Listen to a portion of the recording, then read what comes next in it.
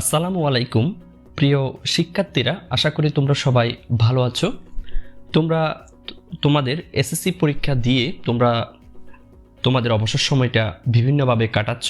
কেউ computer course করে, কেউ বা স্পোকেন ইংলিশ, পাশাপাশি কেউ বই পড়ে, অথবা কেউ খেলাধুলা কিংবা বেড়ানোর মাধ্যমেই তোমরা তোমাদের অবসর সময়টা কাটাচ্ছ। আবার এমন কতগুলো স্টুডেন্ট আছে যারা অলরেডি এসএসসির পড়ালেখা শুরু করে দিয়েছো। ধন্যবাদ সবাইকে।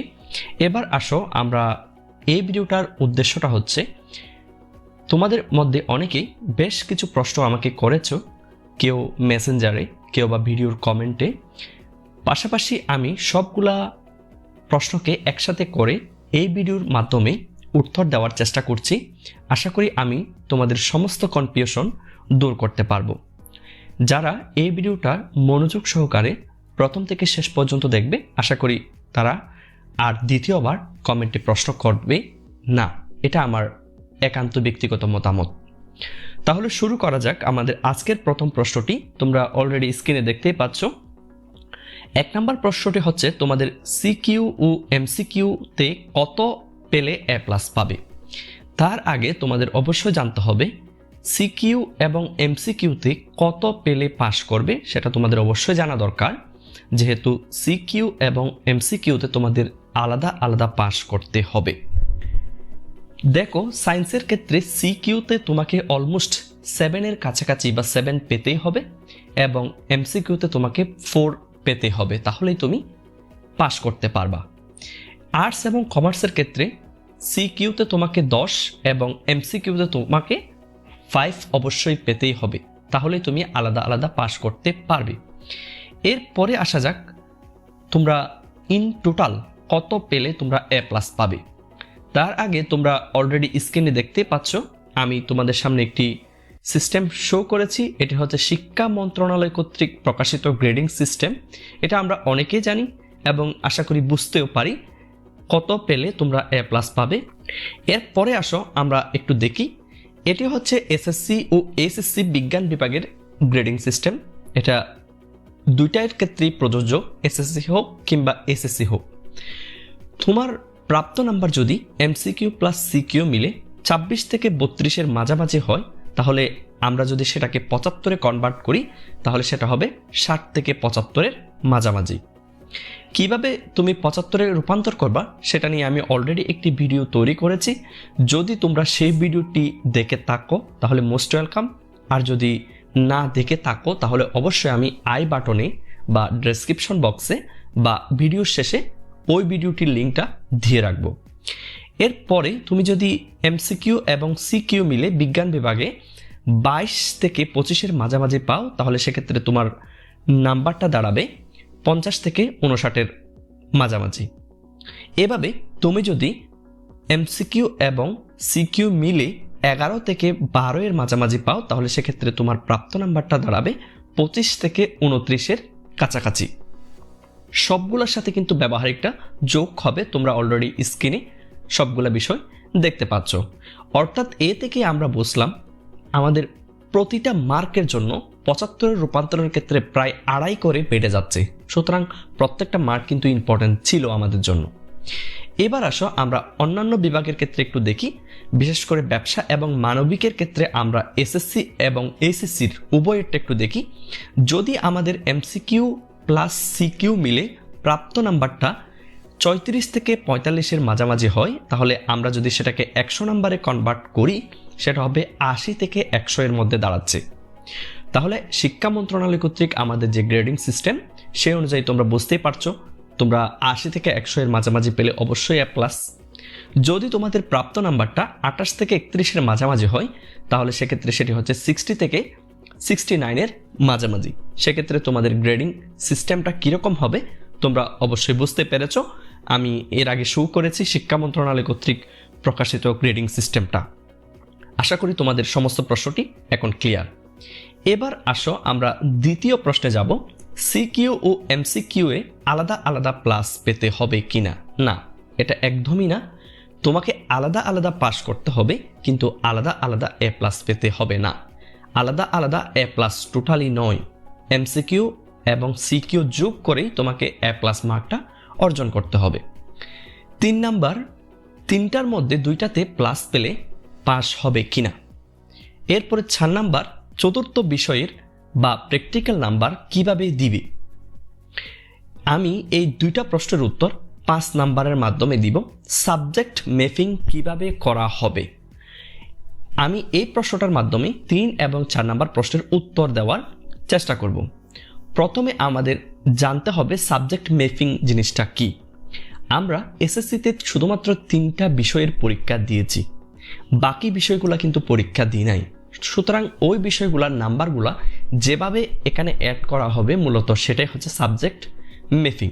এখন কোন কোন বিষয়গুলো এখানে অ্যাড করা হবে সেটা একটু দেখা যাক।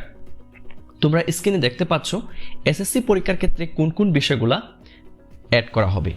এসএসসি পরীক্ষার ক্ষেত্রে জিএসসি পরীক্ষার 100% নাম্বারের সাবজেক্ট ম্যাপিং করা হবে, অর্থাৎ বাংলা, ইংরেজি, গণিত, আইসিটি ও চতুর্থ বিষয়ে জেএসসিতে যত নাম্বার পেয়েছো সেই নাম্বারই এসএসসিতে সাবজেক্ট ম্যাপিং করা হবে। অর্থাৎ জেএসসিতে তুমি যদি বাংলায় 82 পাও, এসএসসিতেও তোমাকে বাংলায় 82 দেওয়া হবে, কমিয়ে বা বাড়িয়ে কোনোভাবে দেওয়া হবে না। যা পেয়েছো তাই তুমি এসএসসিতে পাবা। মূলত এটাই হচ্ছে সাবজেক্ট ম্যাপিং। তোমাদের এখানে 5টা বিষয় সাবজেক্ট ম্যাপিং করা হবে। তাহলে বাকি বিষয়গুলো কোথায় গেল? ইসলাম শিক্ষা, তারপর হচ্ছে বৌদ্ধ ধর্ম, হিন্দু ধর্ম এবং খ্রিস্টান ধর্ম এবং বিজ্ঞান বা বাংলাদেশ ও বিশ্ব পরিচয়, এগুলা কোথায় গেল? এখানে মূলত আকস্মিক যে বিষয়গুলো আছে সেগুলো এখানে সাবজেক্ট ম্যাপিং করা হবে, অর্থাৎ মূল যে বিষয়গুলো সেগুলো এখানে করা হবে, বাকিগুলো এখানে করা হবে না। এরপরে আসো, দেখো এখানে প্রথম যেটি আছে, তুমি 3টা পরীক্ষায় এসএসসির 3টা পরীক্ষায় তুমি এ প্লাস পেয়েছো, তাহলে জেএসসির পয়েন্ট কত হলে তুমি এ প্লাস পাবা এটা নিয়ে আমি এখানে 3টা পয়েন্ট এখানে ধার করিয়েছি। একটু দেখো, প্রথম যেটি সেটি হচ্ছে এ প্লাস বা 5.00 পেতে চাও, তাহলে তোমাকে জেএসসিতে 4.50 প্লাস থাকতে হবে, অর্থাৎ 4.50 থেকে তার ঊর্ধ্বে যদি তোমার জেএসসি রেজাল্টটা থাকে এবং পাশাপাশি তুমি যদি এসএসসির 3টা বিষয়ে এ প্লাস পাও তাহলে তুমি অবশ্যই এ প্লাস পাবে।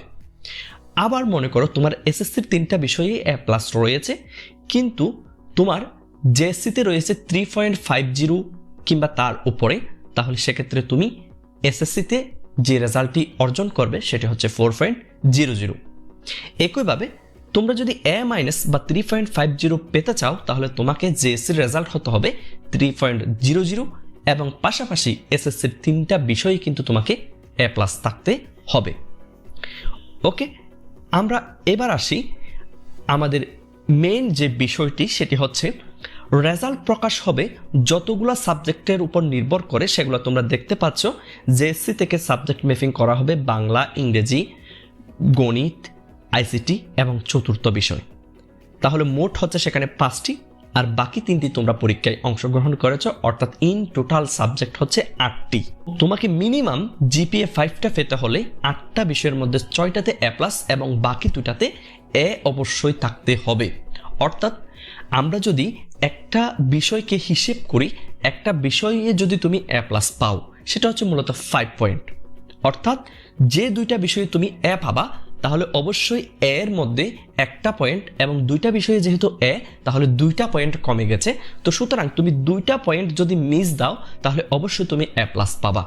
যেমন তুমি মনে করো 6টা বিষয়ে এ প্লাস পেয়েছো, একটা বিষয়ে তুমি এ পেয়েছো, আরেকটা বিষয়ে তুমি এ মাইনাস পেয়েছো, তাহলে কিন্তু তোমার 0.5 পয়েন্টটা কমে গেল, তাহলে তুমি 4.94 বা 89 এর ক্ষেত্রে আটকে যাবে, এ প্লাসের কাছাকাছি যাবে কিন্তু এ প্লাস পাবে না। আবার মনে করো তুমি 7টা পরীক্ষায় এ প্লাস পেয়েছো, একটা পরীক্ষায় তুমি এ মাইনাস পেয়েছো, তাহলে সেক্ষেত্রে তোমার পয়েন্টটা কমেছে 1.5 পয়েন্ট, তাহলেও তুমি এ প্লাস পাবা। আবার মনে করো তুমি 7টা পরীক্ষায় এ প্লাস পেয়েছো, একটা সাবজেক্টে তুমি 3 পয়েন্ট পেয়েছো, অর্থাৎ বি পেয়েছো, তাহলেও কিন্তু তুমি এ প্লাস পাবা, কেননা তোমার শুধুমাত্র 2টা পয়েন্ট কম হলেই তুমি এ প্লাস পাবা। আশা করি তোমরা ব্যাপারটা ভালোভাবে বুঝতে পেরেছো।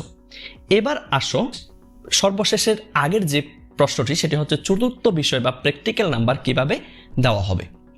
প্র্যাকটিক্যাল নাম্বারটা তোমাকে 25 হিসেবে দেওয়া হবে, 25 নাম্বারের মতো করে তোমাকে দেওয়া হবে। তোমাকে প্র্যাকটিক্যাল খাতা সাবমিট করতে হবে, প্র্যাকটিক্যাল পরীক্ষায় অংশগ্রহণ করতে হবে, তারপরে তোমাকে প্র্যাকটিক্যালে দেখাতে হবে। সবগুলো মিলিয়ে 25-এ তুমি কত পাবা সেটার উপর ডিপেন্ড করে তোমাকে নাম্বারটা দেওয়া হবে। এবার আসো চতুর্থ বিষয়।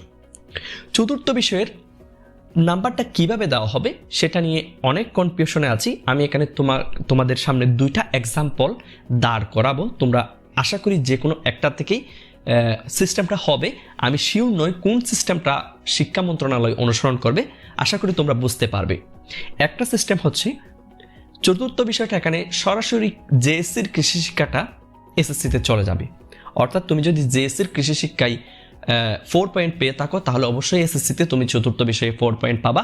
এটা এক ধরনের মতামত। আরেক ধরনের মতামত হচ্ছে, তুমি যদি বিজ্ঞান বিভাগের ক্ষেত্রে ফিজিক্স, কেমিস্ট্রি আর বায়োলজি, যদি তোমার হায়ার ম্যাথটা চতুর্থ বিষয় হয় আর কি, ওই বায়োলজির ক্ষেত্রে 3টা বিষয়ের তোমার মোট নাম্বার গড় করে যেটা হবে সেটা হচ্ছে তোমার চতুর্থ বিষয়ের নাম্বার। একইভাবে যারা বাণিজ্য এবং মানবিক বিভাগের রয়েছে, তোমরা যে 3টা সাবজেক্টে পরীক্ষা দিয়েছো, এসএসসি পরীক্ষায় অংশগ্রহণ করেছো, ওই 3টা সাবজেক্টের গড় নাম্বারই হবে চতুর্থ বিষয়। অর্থাৎ এই থেকে এটাই বোঝা যায়, তুমি যদি এই 3টা পরীক্ষায় A+ পাও তাহলে অবশ্যই তুমি চতুর্থ বিষয়েও A+ পাবা। এই ধরনের একটা মতামতও কিন্তু রয়েছে।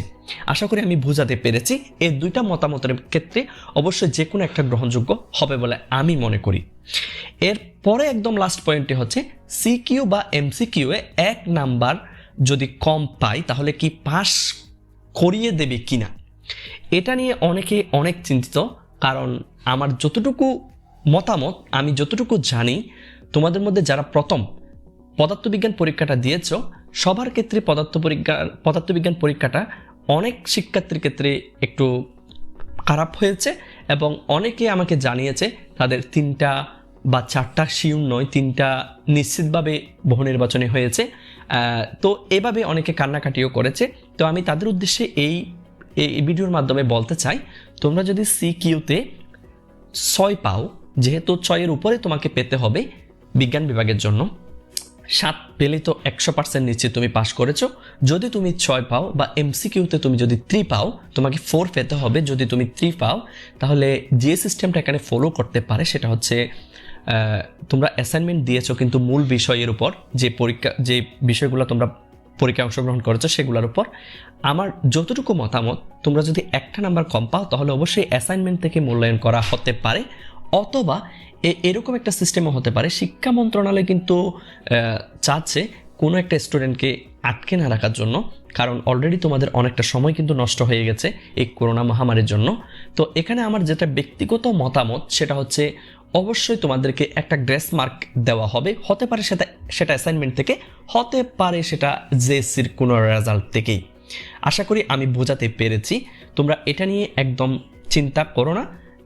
একটা নাম্বার কম পেলে আশা করি অবশ্যই পাস করিয়ে দিবে বলে আমার ব্যক্তিগত মতামত। তো এই ছিল আজকের এই ভিডিও। যদি ভিডিওটি ভালো লেগে থাকে তাহলে অবশ্যই চ্যানেলটা সাবস্ক্রাইব করার জন্য অনুরোধ করা যাচ্ছে। এবং তোমরা যারা যে বিষয়ের এসএসসি পরীক্ষায় অংশগ্রহণ করেছে সবগুলা বোর্ডের বহু নির্বাচনী সমাধান কিন্তু আমাদের চ্যানেলে আছে। তোমরা চাইলে তোমাদের বহু নির্বাচনীগুলা মিলিয়ে দেখতে পারো। ভালো থাকো, সুস্থ থাকো। ধন্যবাদ। খুদা হাফেজ।